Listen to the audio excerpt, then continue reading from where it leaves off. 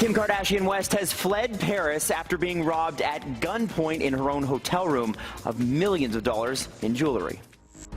Kim Kardashian West is, quote, badly shaken but physically unharmed after being tied up and robbed at gunpoint in her Paris hotel room last night by masked men dressed as police officers. So far, there has been no arrest. There are reports of up to 5 thieves who handcuffed the concierge and had him lead them at gunpoint to Kardashian's room. There, they reportedly locked her in the bathroom while they stole valuables worth several $1 million, mostly jewelry. Police say the total amount is still being evaluated. It happened at a discreet luxury residence. Police are currently guarding the site.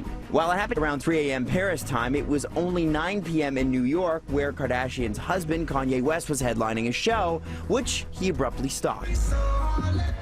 I'm sorry, this is a family emergency. I have to stop the show. Kardashian has been on a high-profile visit to France for Paris Fashion Week and had already dealt with an assault from Vitaly Seduk last week. The star's 2 children were, fortunately, not in the room with her at the time of the attack last night. Please have mercy on me. Take it easy on my heart. Have mercy. Shawn Mendes' sophomore album Illuminate has been out for just over a week, and it's already #1 on iTunes in over 60 countries, including, of course, Canada.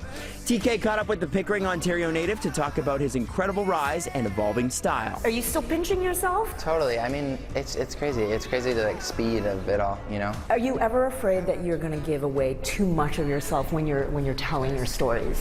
That's the one thing that makes music so different from the rest of everything else in the world, is you just give 100% of yourself, and that's what makes people feel. When you're in an arena, there's one of you on stage, 15,000 of them, and if you don't give 100% of you, you're not going to be able to fulfill all of them. This weekend, Mendes performed in front of far less than 15,000 people, putting on an intimate Win to Get In show for less than 500 fans in Toronto. Tell me what that feeling is when you look out there and you see fans just mouthing every lyric. It's a very out-of-body experience. You know, at some point I have to say it. You know, I was falsely accused.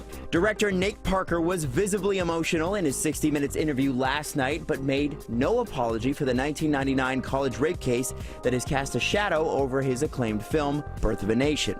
The director and his Penn State roommate, who is a co-writer on the film, were charged with raping a fellow student. Parker was acquitted while his roommate was convicted, but that verdict was eventually overturned. Their accuser took her own life in 2012.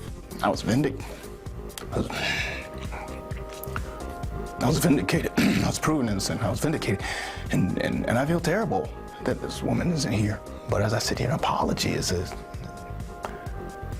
no. With many threatening to boycott Birth of a Nation, Parker says he wants to focus back on his film and not on his past. Terry Hart spoke with the cast, who say, above all, this is a story that needs to be told and heard. To watch a strong man broken down, it's a terrible thing. It's affronting, it's jarring, it's brutal, and it's sort of taking a piece of American history that we've tried to almost hide. It's about a man having the fortitude in 1831 to fight against the slave owners. Never been on a plantation. It is so beautiful there, but it's a haunting kind of beautiful because you know what has happened there. You know the pain that has occurred on this soil. You knew you were performing on these grounds that spilled blood. It's a story that needs to be not only known and understood, but felt viscerally. Tune in Friday to hear more from the cast of Birth of a Nation, and tomorrow, Ben Affleck tells us a little bit more about his new movie, The Accountant. Let's go Blue Jays.